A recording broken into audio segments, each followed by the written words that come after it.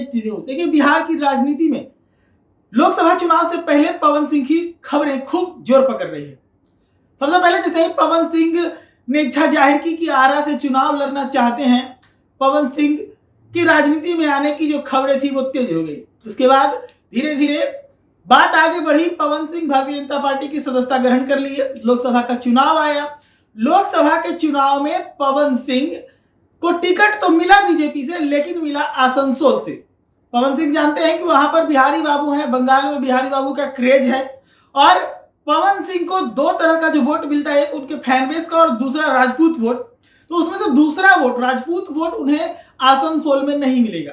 यह चीज पवन सिंह बखूबी जानते थे, इसलिए पवन सिंह ने बिना कारण बताए चुनाव नहीं लड़ने की इच्छा जता दी। उसके बाद फिर कुछ समय के बाद पवन सिंह ने पोस्ट किया कि मां चाहती है कि मैं चुनाव लड़ूं, तो मैं चुनाव तो लड़ूंगा। खबरें निकलने लगी कि पवन सिंह चुनाव लड़ेंगे, तो लड़ेंगे कहां से। कुछ समय के बाद इसकी भी पुष्टि उन्होंने कर दी कि काराकाट से चुनाव में लड़ूंगा। काराकाट से चुनावी मैदान में पवन सिंह उतर गए।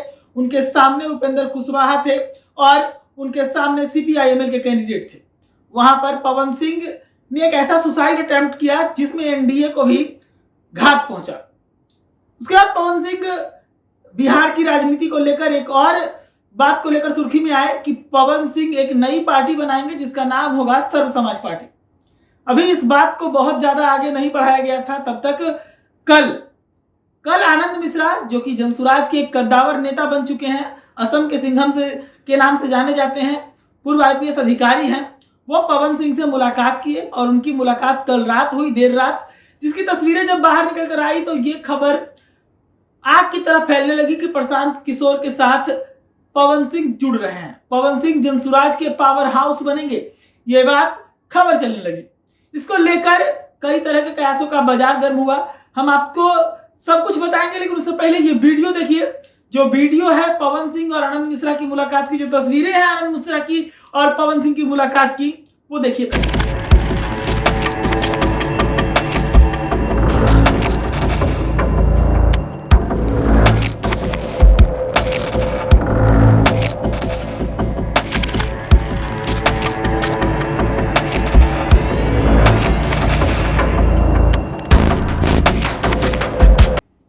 देखा आपने किस प्रकार से दोनों की मुलाकात हुई है।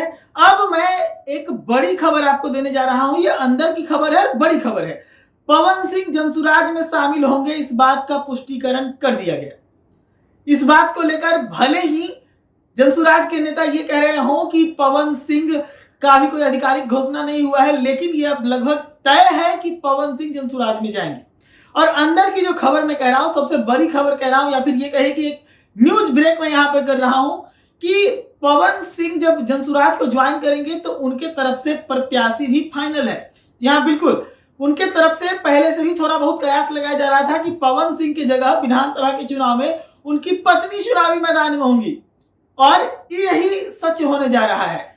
जनसुराज की तरफ से इसी बात को लेकर सहमति बनी है कि पवन सिंह जनसुराज का जो बड़ा सा ऊपरी स्तर का जो नेतृत्व है, जहां पर प्रशांत किशोर हैं, जहां पर आनंद मिश्रा है, जहां पर प्रशांत किशोर के 6 आईएएस आईपीएस अधिकारी हैं, उस जगह पर बैठ के पवन सिंह जनसुराज को मजबूत करेंगे, बड़ा करेंगे, और उनकी पत्नी विधानसभा के दंगल में मैदान मारती नजर आएंगी, विधानसभा के दंगल में पछाड़ मारते नजर आएंगी विपक्षियों की। लोकसभा के चुनाव में पवन सिंह भले हार गए, लेकिन हर किसी ने इस चीज को माना कि पवन सिंह एक बड़ा फैक्टर बना है लोकसभा के चुनाव में, तो विधानसभा के चुनाव में एक बड़ी मजबूती पवन सिंह की देखने को मिलेगी।